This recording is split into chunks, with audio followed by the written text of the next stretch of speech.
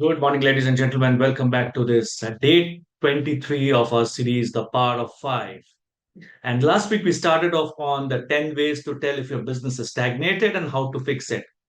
We spoke about the five ways. Let's talk about today part two of that, of the balanced five ways. So, what did we speak about last time? To identify whether your business is stagnating and how to avoid stagnation. So, the five things that you could do to avoid stagnation. One, set aside dedicated time for disruption.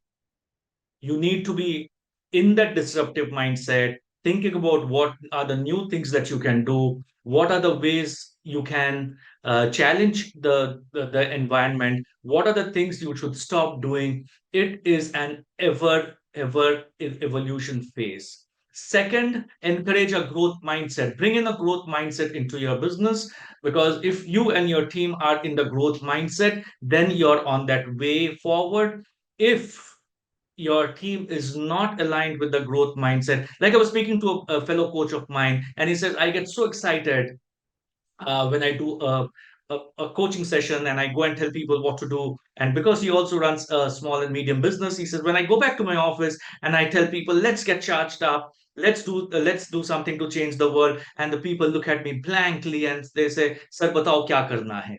So that is not what is growth mindset. You want a set of people who would be aligned to your vision of a growth mindset, and this may bring in a churn into the organization, and that's okay. This may bring in a certain level of dissatisfaction in a certain set of people, and that's okay, because you have this one life, and it is important that you fulfill the aspirations of your business through this life. Third, create alerts for change. Like Jack Welch once said, change before you have to. So what are those trigger points that you're looking for? Look at those trigger points within the organization, to ask yourself, when and where do I need to change before I am forced to change. Remember the story that I speak about, the egg which is crushed from outside turns into an omelette, the egg which breaks from inside turns into a new life. So think about what are those alerts for change that you will set up. Number 4, ask this question yourself: if I were to start that business again today, how would I do it differently? And believe it or not, I did this exercise yesterday and I asked this question: am I in the right business? The answer was yes. Am I doing something that is right? The answer was yes. Am I doing something that is wrong? The answer was yes, yes, yes, yes. So question that I asked myself: what is it that I need to do differently if tomorrow, which is today, which is the 17th of June, if 17th of June was the first day of my business. So constantly ask this question of yourself: what if I was starting the business differently? What if I was starting the business new? What are the things that I would do differently? And number 5, keep a tab on your competitors, because you need to know what you're doing with your competitors. You need to ask this question of yourself: am I ahead of competitors, or am I stepping back on the competitors? Am I getting into a zone of complacency? There is nothing called as consolidation in any business today. There's nothing as saying that I don't want to grow, I will consolidate, I will strengthen my current position and then grow. Ask any tree outside your house. Does the tree tell you ever, ever, ever that today I will not grow? I will not grow for the next 6 months, and then I will start growing because I need to deepen my roots. The tree doesn't do so. It's same with you. The day you stop growing, that is the day you start stagnating. It's true about the tree, it's true about yourself, and it is true about your business. So when you're doing that, keep a tab on your competitors, because every one of us wants a successful business. And even if your business is already boomed, it does not necessarily mean you're set up for success in the long term. And on the flip side, if your business is not doing well today, it does not mean you are destined for failure.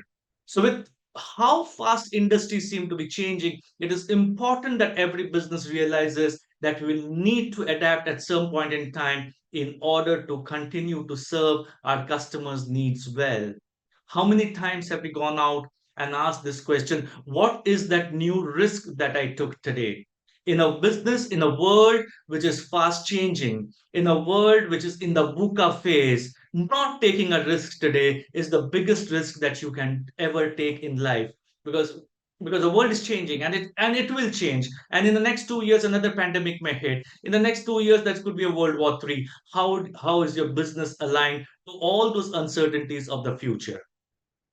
The companies that are closed off to change are at risk, as change equals growth and growth equals success. So if you have to change from yesterday to today, so be it. But please change. But change with a plan, change with a new direction, change with something that is going to take you to a new position that you're seeking for yourself. People may laugh at your change, people may crib at your change, your team members may say this guy has gone bonkers. So be it, because it is your business and nobody else's business, right?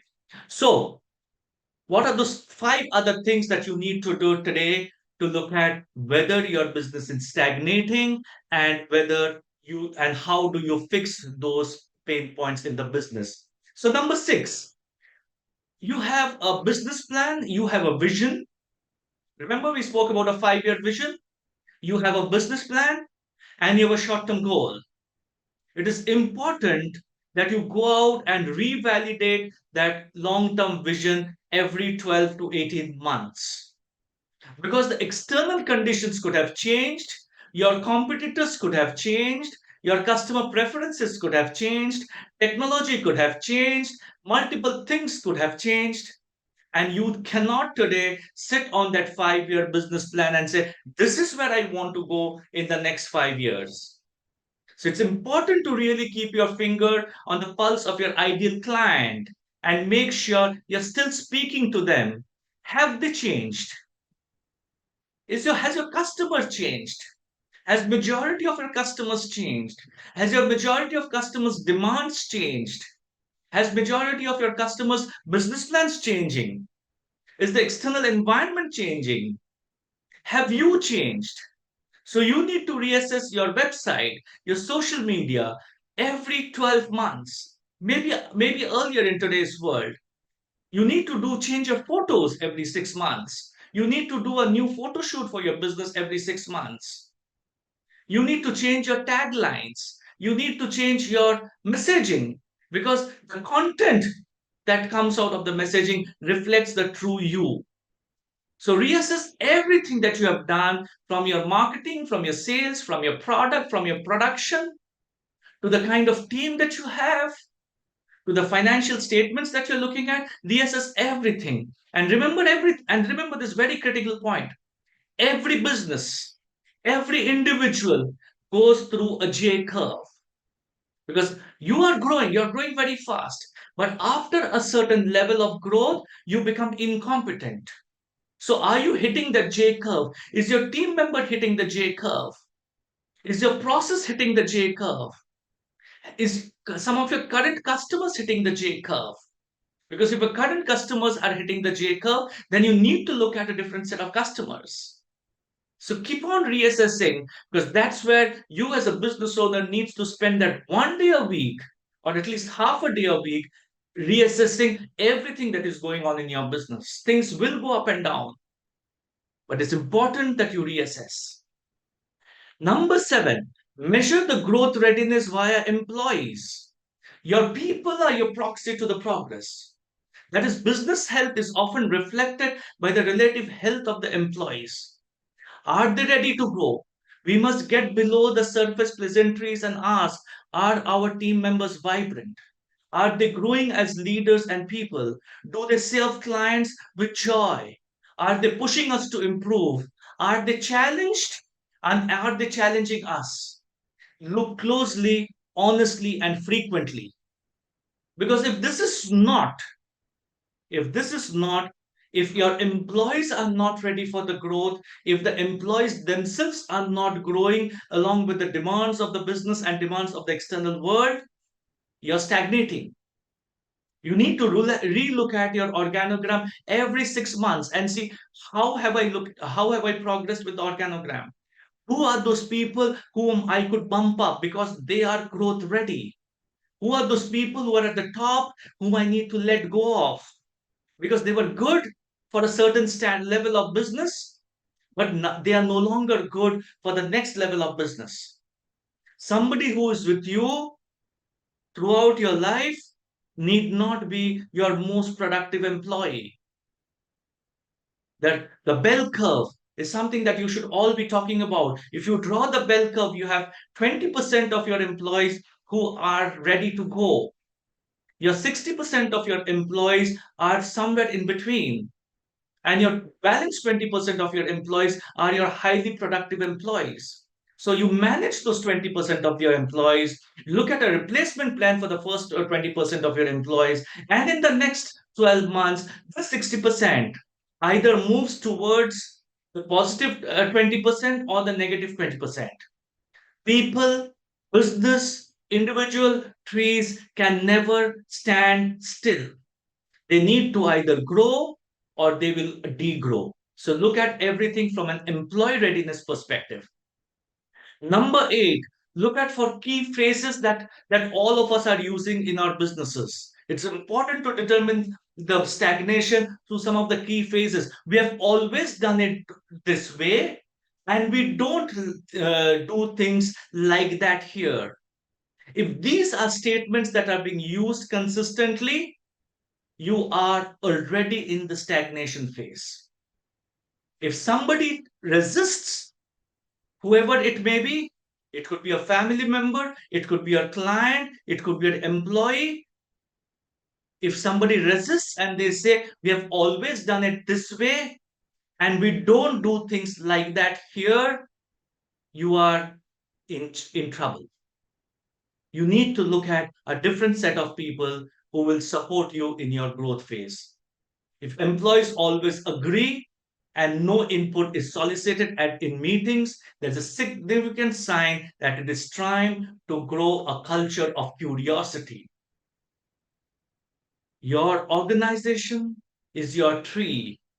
Your organization, the branches of the organization are your employees. If the branches of the organization aren't growing, then you as a tree is bound to degrow. Look at usage of the phrases in your organization. How much of a resistance do you get from your team members when you come out with a different statement? If there is resistance,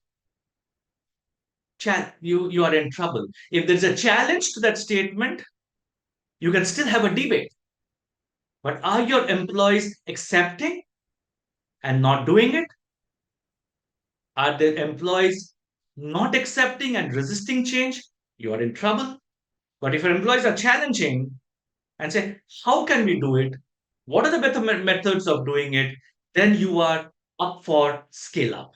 So look at for those key phrases that your organization that your team members are using.